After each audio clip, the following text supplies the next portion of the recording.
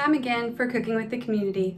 I'm your host, Danielle Hagler, Nelson County Cooperative Extension Agent for 4-H Youth Development. Today we're going to be joining Frankie Hibbs from Bardstown City Council as he teaches us how to make a fun tuna salad. Also, we'll again learn some fun ag facts about our community, get some health tips from Terry, and learn about community agencies that help our families in need. This is Terry's Tips, and yes, I'm a dinosaur today, and I am running. My tip today is get outside and run around your house. Run around your playground. Run anytime you can, because it is healthy for your body. Look at me, I'm running. Hi everyone, and welcome to another episode of Cooking with the Community. On today's episode, we're going to do tuna salad. Something super quick, super simple, and if I can do it, trust me, anybody can. My name is Frank Hibbs. I'm with Bardstown City Council, and I'm happy to be here on this episode. We're going to show you real quick how to make a tuna salad that you can have after school or for dinner. It'll be a really, really easy option. So first off, we are going to start off with a pouch of tuna, 2.6 ounces. Something that you can find at any of your local retailers, and a number of different flavors are available, so keep that in mind if you do get tired of the same thing. I just went with just a tuna and water, something really simple, really easy, and I've already got that mixed out here in this bowl. So we're going to use one full pouch, 2.6 ounces. We're going to use about a tablespoon of mayo. You can go with a lighter option too if you're looking to be a little healthier, or you can do salad dressing as well for a different alternative.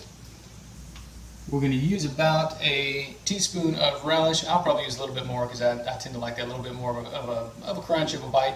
I chose dill relish, but you can also use like a sweet relish or anything else in that variety. Or realistically, you can chop up some pickles and put them in there too, just for something super simple if you don't have relish available to you. Also, for a little bit of extra flavor, you can use something like an onion powder, which is what we have here. Something just a little bit. You only want maybe an eighth of a teaspoon, something just for taste and for flavor. I tend to prefer a little bit more heat, a little bit more spice. So I will put maybe a little cayenne pepper, something like that too, is another option. But before we get mixing or anything, we do want to talk about food safety. I would recommend that we disinfect it, wipe all of your area beforehand, just to make sure. With coronavirus around, we need to make sure that we are on top of the germs and making sure that we are as safe as possible. Also, on washing your hands, we need to make sure that you're washing your hands for at least 20 seconds. I've got a 2.5-year-old daughter, so we make sure to sing the happy birthday song twice while we're washing our hands, and that will give you around about 20 seconds. So we also need to talk about your utensils. Please make sure you're washing your utensils as well, just like your hands. They are touching your food, and really, really important to keep those sanitized as well. So I've already kind of pre-portioned everything in and mixed it on up here. So super simple. Again, you're going to mix those 4 ingredients together, or 3 if you got them. And again, you can switch those up. And you're looking for some kind of consistency like that. We just want to make sure it's kind of equal portions all the way around. And it's something, again, super simple, super quick. Options to put it on are really endless. I've got a couple 3 here just for you guys to look at. I just went with something like wheat bread. Something really simple. If you like white, you can go with that, or even if you want to kind of spice things up with a little bit of a rye bread, you can do that as well. You can also go with a wrap, or even a lettuce wrap, like a lettuce leaf. You can put that on there too, just for something different if you do get tired of the same thing.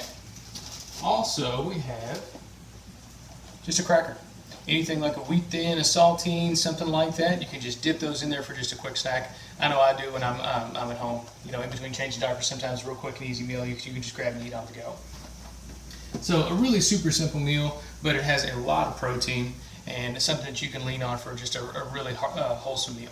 So I hope you guys enjoyed this episode of Cooking with the Community. Again, my name is Frank Hibbs. I'm happy to be here, and please reach out to us if you have any other meal ideas that you would want, or keep on the lookout for any more Cooking with the Community episodes. I know there's going to be a lot of great ones out there, a lot of meals that you guys can look at. So it's been fun. I've enjoyed it, and please let us know if you need any help. Thanks, and take care.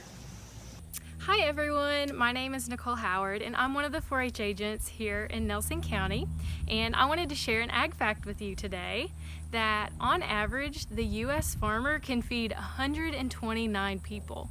So that's 101 people domestically or within the United States, and 28 from other countries through exports.